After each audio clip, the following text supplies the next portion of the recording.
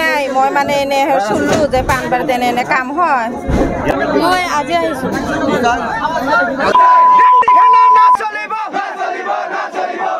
শুনামতে ইয়াতে ৰেন্দিখানা চলি আছে আজি বহু দিনৰ পৰা ইয়াত অবৈধভাৱে মানে ৰেন্দিখানা চলি আছে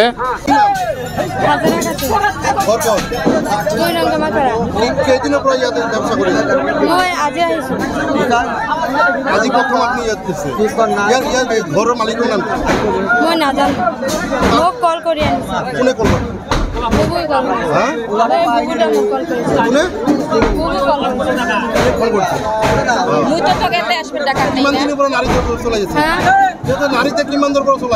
মই নাজানো আপুনি আজি প্ৰথম আহিছে এখনো আপোনাৰ লগত কাম কৰা নাই মোৰ নাম ৰেহেনা ঘৰ বিলেশিপাৰা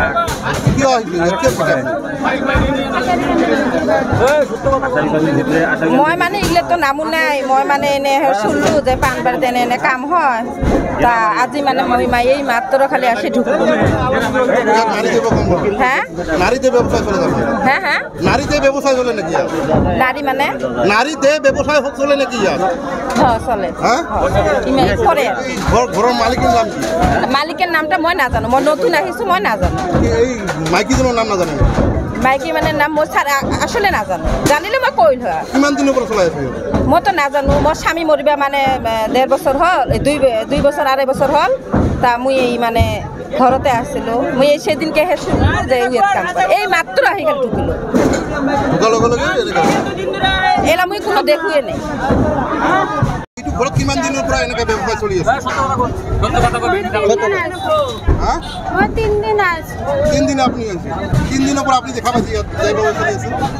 মেলা মানুষ আছে কি করে খারাপ কাম করে ইয়ার মালিকের নাম কি মালিকের নাম আমি চিনি না জানি না নাম না জানে আপনি ইয়াত কিনে জানি লাগি চিনি না জন নাকি জন জয় নাম নাম জানে না না জানে কেজন চলি আছে আছে কত টাকা কেজন চলি আছে আপনার লগে আছে আর একজন আছিল ওরা ধরে নাই একটা আমি দুইজন থাকে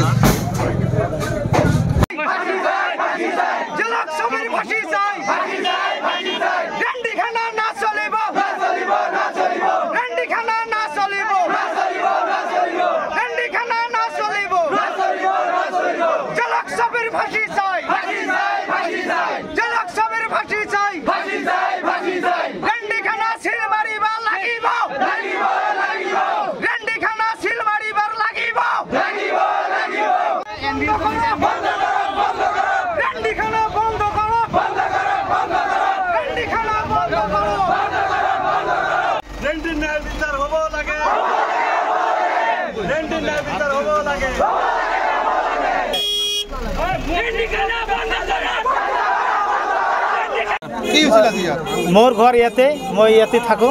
মোটামুটি 10 বছর 12 বছরলৈকে আমি শুনামতে ইয়াতে ৰেন্দিখানা চলি আছে মাঝে সময়ে মানে বোৱাৰী মানুহ আৰু ছোৱালী মানুহ ইয়াতে আহি বেয়া কাম চলায় আৰু মতা মানুহবিলাকো মানে লাইন ধৰি অহা যোৱা কৰে আমি মাঝে মাঝে শুনা পাওঁ যে ইয়াতে ৰেন্দিখানা ছবি আৰু জন আৰু কিছুমান ঘৰ আছে ইয়াতে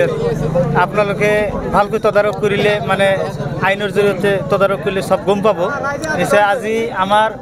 সকলো ৰাইজে কিবা গম পাই মানে আজি সব হাতে মুঠে ধৰা পৰিছে 8-9 জন মান ছোৱালী মানুহ মাইকী মানুহ আৰু ল'ৰা ডেকা মানুহ এইবিলাক ধৰা পৰিছে আজি ন্যায় বিচাৰ হ'ব লাগে আমাৰ ৰাইজৰ যাতে সুচাৰুৰূপে আমি চলিব পাৰে সমাজত যাতে ভালদৰে আমি চলিব পাৰোঁ এনেকুৱা সুব্যৱস্থা কৰিব লাগে আমাৰ ন্যায় কৰ্তৃপক্ষ যেটো থানাৰ গৰিপুৰ ষ্টাফ আহি পাইছে আৰু নিশ্চয় এৰেষ্ট কৰিলে হ্যাঁ ইনকোয়াৰি চলাই আছে যাতে আমাৰ ন্যায় বিচাৰ হয় ন্যায় বিচাৰ মতে আমাৰ যাতে সুব্যবস্থা হয় আমাৰ সমাজৰ যাতে আমি ভালদৰে সুবিধাভাৱে চলাফেৰা কৰিব পাৰে আৰু কম বয়সৰ কিছুমান ছোৱালীও এনেকুৱা কাম কিছুমান ল'ৰাও বয়স যেহেতু মেচুৰেট হয় নাই 18 বছৰৰ তলত 22 বছৰৰ তলত এনেকুৱা ল'ৰা ছোৱালী কাম চলাই আছে ইয়াৰ উচিত ন্যায় বিচাৰ হ'ব লাগে আৰু পাৰিলে এওঁলোকৰ ফাঁচীৰ হুকুম হ'ব লাগে। দেখা গৈছে যে দীৰ্ঘদিনৰ পৰা ইয়াতে এই হয়। নাৰী দেহ চলাই আছে, হয়। এই গৌৰীপুৰ আৰক্ষীয়ে কি এই ক্ষেত্ৰত কোনো ব্যৱস্থা গ্ৰহণ কৰা নাছিল? আমাৰ ৰাইজৰ ফালৰ পৰা কিছুমান গোপনীয়ভাৱে বিচাৰ বা শাসন কৰা হৈছে, তথাপি এওঁলোকে নামানে, চুপে চাপে চলাই আছে। আজি আৰু এই ঈদৰ কিছুদিন আগত আৰু বেছি হৈছিল, আৰু ঈদৰ পিছত আৰু বেছি হৈছে, মানে অৰাজকতা চলি আছে। আমাৰ গাঁৱত যে আৰু মানুহ আছে বা সমাজ আছে, এইবিলাক মানে অমান্য কৰি চলাই আছে। এতিয়া আপোনালোকে কি বিচাৰিছে? এতিয়া আমি বিচাৰোঁ যে আমাৰ চৰকাৰী ফালৰ পৰা, আমাৰ থানাৰ বিভাগীয় কৰ্তৃপক্ষৰ পৰা ন্যায় বিচাৰ লাগে, এইবিলাক বন্ধ হ'ব লাগে, তেওঁলোকক শাস্তি দিব লাগে, উপযুক্ত শাস্তি দিব লাগে। এই ঘৰটো যাতে চিল মাৰি থৈ যায় আৰু যাতে নচলে। এই আমাৰ আলমগঞ্জ পাৰ্ট 7ত আমাৰ মছজিদৰ ফালৰ পৰা বহুত আমাৰ অসুবিধা হৈ আছে, মানে আমাৰ ধৰ্মীয় ফালৰ পৰা বহুত আমাৰ আজি বহুদিনৰ পৰা ইয়াত অবৈধভাৱে মানে ৰেণ্ডিখানা চলি আছে, আৰু এই জন নামৰ এজন তিৰোতা মানুহ, তেখেতৰ ঘৰত চলি আছে। আমি বহুত দিনৰ পৰা শুনি আছোঁ, কিন্তু ইয়াৰ আগত কেইবাবাৰত ইহঁতক ৱাৰ্ণিং দিয়া হৈছে, শাসন কৰা হৈছে, কিন্তু সেইবোৰ মানা নাই। আজি আমি দেখিলোঁ 8-9জনমান তিৰোতা ছোৱালী মানুহ আৰু 2-3জনমান পুৰুষ মানুহ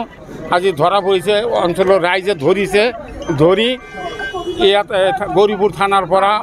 মানে ষ্টাফ আহি লৈ গ'ল। তো ইয়াৰ কাৰণে এইটো যাতে এনেকুৱা অবৈধ কাম যাতে আমাৰ এই পাণবাৰী অঞ্চলত নহয়, তাৰ কাৰণে আমি চৰকাৰৰ ওচৰত খুব বিনম্ৰ অনুৰোধ জনাইছোঁ। এইটো আমাৰ এটা ধৰ্মীয় অনুষ্ঠান, লয়াৰ আসামৰ ভিতৰত এই আমাৰ পাণবাৰীখন এখন ধৰ্মীয় প্ৰতিষ্ঠান। এই প্ৰতিষ্ঠানৰ ওচৰত এনেকুৱা অবৈধ কাম কৰাটো অঞ্চলৰ ৰাইজৰ মানে একেবাৰে অতিষ্ঠ হৈ গৈছে, যাতে এইবোৰ ইয়াৰ পিছত আৰু নহয়, তাৰ কাৰণে চৰকাৰৰ ওচৰত আমি বিনম্ৰভাৱে অনুৰোধ জনাইছোঁ, ইয়াৰ উচিত এটা বিচাৰ কৰিব লাগে, আজিৰ পৰা যাতে এইটো বন্ধ হৈ যায়। এইখিনি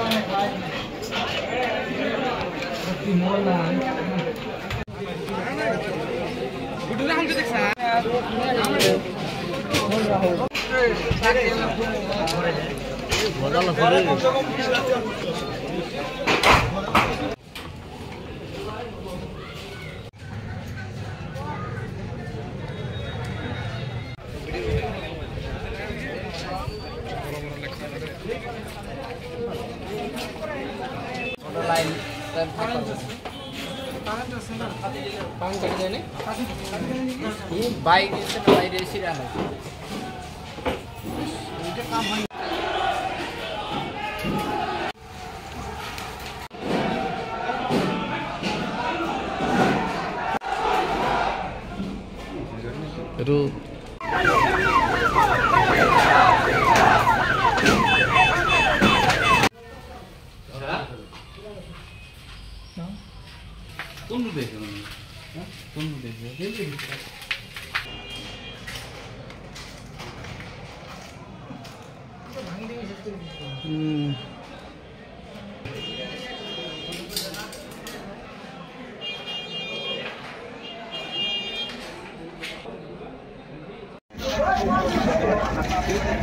মানে এটা গণমন করতে আমরা টের পাচ্ছি না,